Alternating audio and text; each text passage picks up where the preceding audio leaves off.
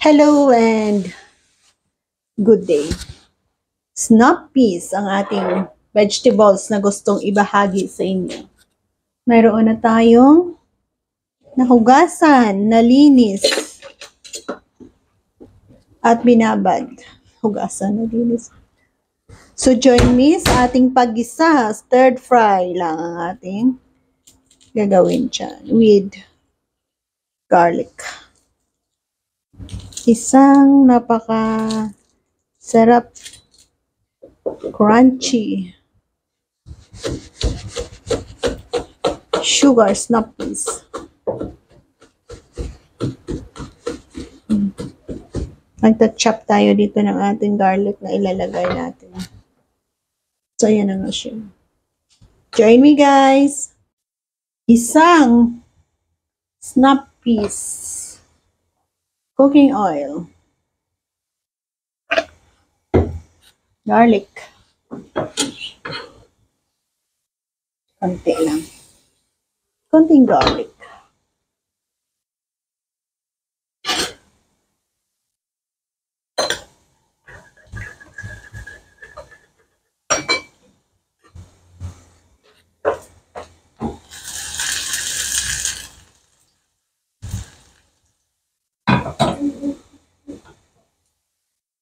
Lagyan natin ng konting oyster sauce.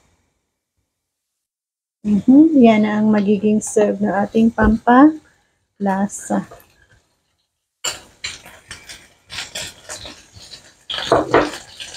Lagyan natin ng cornstarch. Tama lang ginawa natin.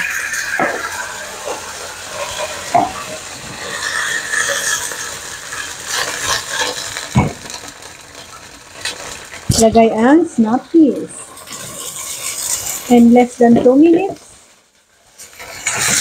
meron na tayong masarap, crunchy snap peas recipe na ito.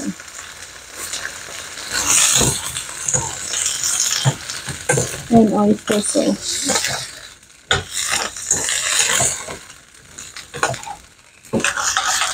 So, wag na lang natin lagyan ng asin dahil mayroon na tayong nilagay na oyster sauce. Konting black pepper. Konting MSG na rin. Konti.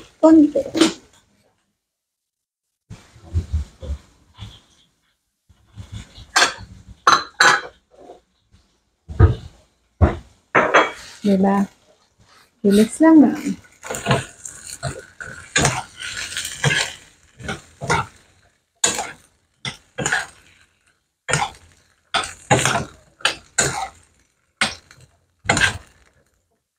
Takpan muna natin ng mga 30 seconds lang. 30 seconds.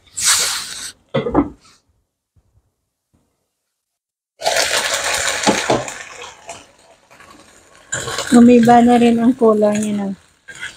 So, pag ganito, ito na ito.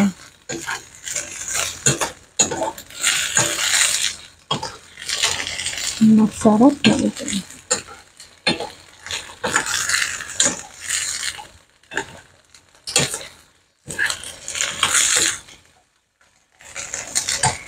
Yan. Huwag natin i-overcook para maramdaman pa natin ang crunchiness ng ating niluluto. So, thank you guys for joining me sa ating mabilis na pamamaraan na naman ang pagluluto ng sugar snap peas na ito. And, dyan natin is-serve. Yan. Diba? Easy lang.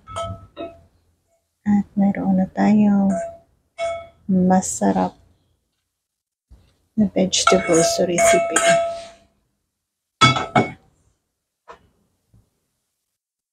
So, yan. And thank you again. Meron itong partner na black chicken soup with mushroom. Pakita ko na rin sa inyo. Yan na nga ang ating gulay. So, in the same time, nagpapalambot tayo dito sa slow cooker natin ng chicken and mushroom na napakabango. Black chicken, tawag natin dito. Yan. Masarap na sabaw na hihigupin with shiitake mushroom. So, yan ang kanyang partner. So, sabaw, hihigop sa sabaw and gulay. Thank you guys for joining me. Happy eating and God bless us all. Bye-bye.